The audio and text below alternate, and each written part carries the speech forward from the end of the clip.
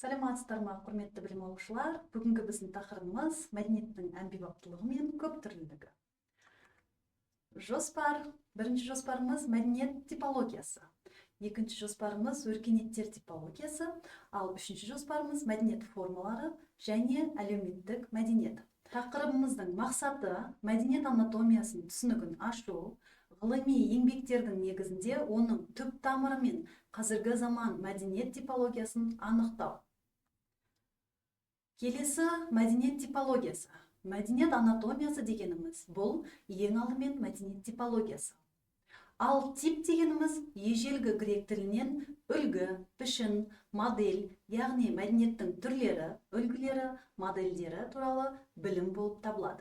Жалпы мәдениеттер типіне келетін болсақ, әлемдік мәдениет екі типке, шығыс мәдениеті және батыс мәдениеті болып бөлінеді. Батыс пен шығыс. Батыс мәдениетінің негізгі ұғымы бұл әрине белсенділік.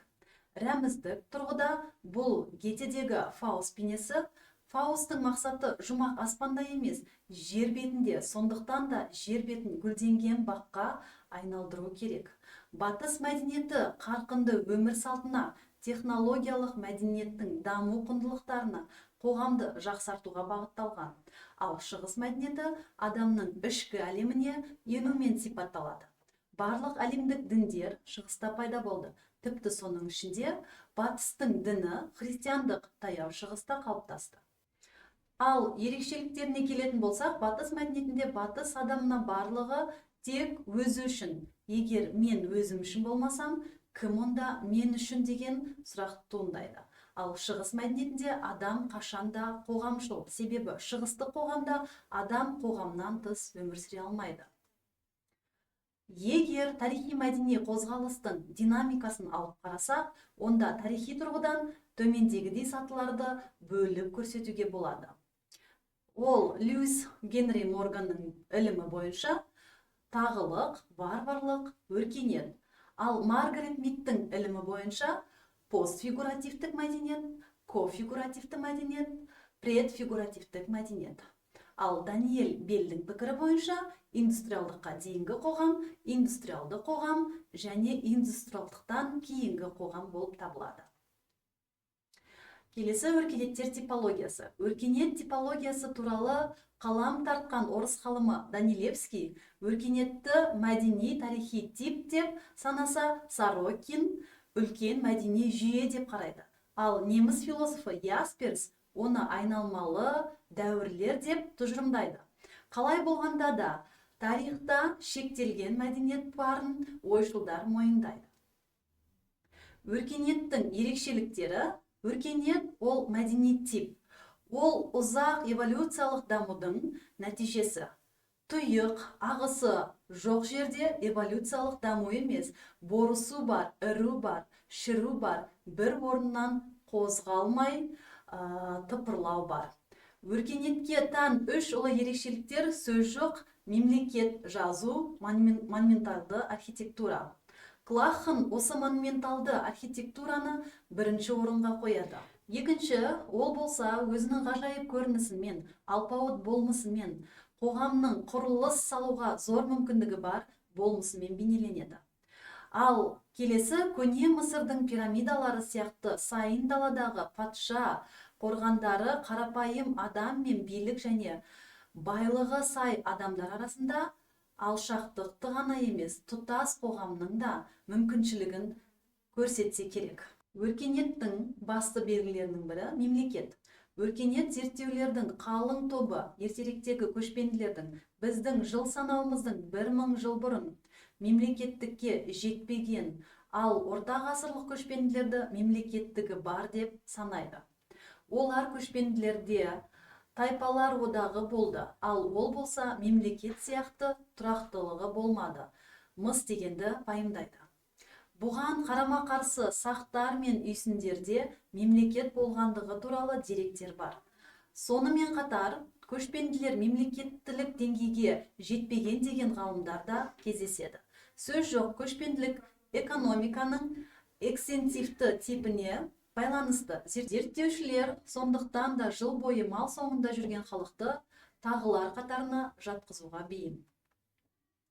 Келесі таза көшпенділік. Таза көшпенділік Евразияның сайын даласында болған емес, қала мен дала одағы отыршылдық пен көшпенділік өзара ұштасып, бір-біріне кірігіп, байланысып жатты.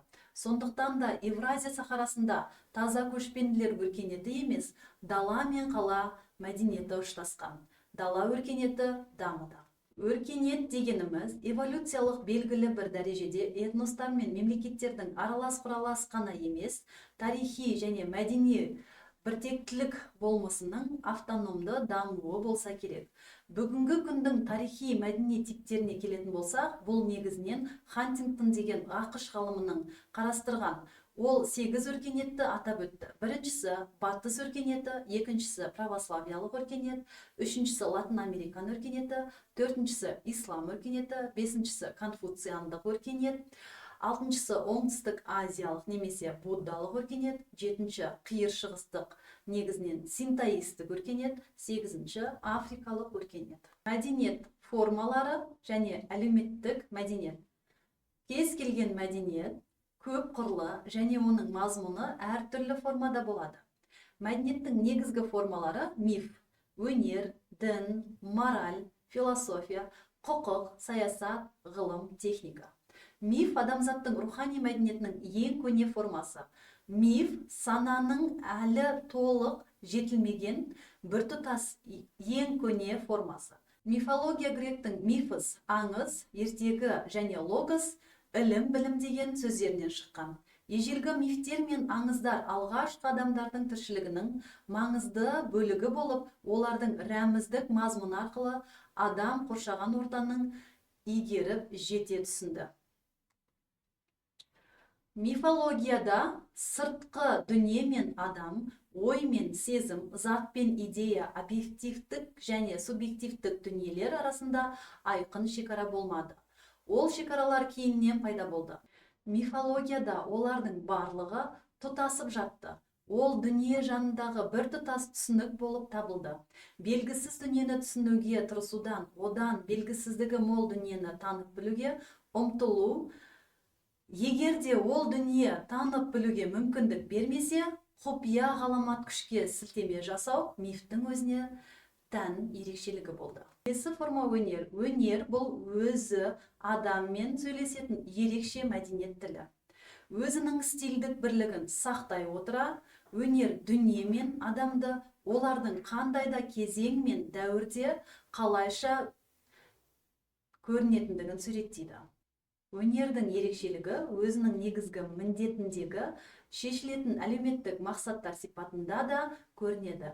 Өнер ғылыммен қатар ең алдымен қоғаммен өзін тану құндылығының бірі. Келесі форма дін. Дін мемлекеттің маңызды құбылысы. Діннің халықтар өміріндегі алатын орнының маңыздылығы соншалықты діндердің негізін түсінбей, діндерді ұстанатын халықтардың мәдениеті туралы толық көзқарас қалыптастыру мүмкін емес. Дінді мәдени құбылыс ретінде түсінуде, оның шығу төркіні мен міндетін түсіндіру маңызды рөл атқарады. Мәдениеттегі діннің рөлін әрбір мәдениеттің жүйе құрастырушы факторы деп анықтауға болады. Дін қоғамдық құбылыстардың ішіндегі ең күрделісі. Келесі тақырыбымыздың аясында пайдаланған әдебиеттермен танысып шығуларыңызға болады. Келесі кездескенше сау саламатта болыңыздар.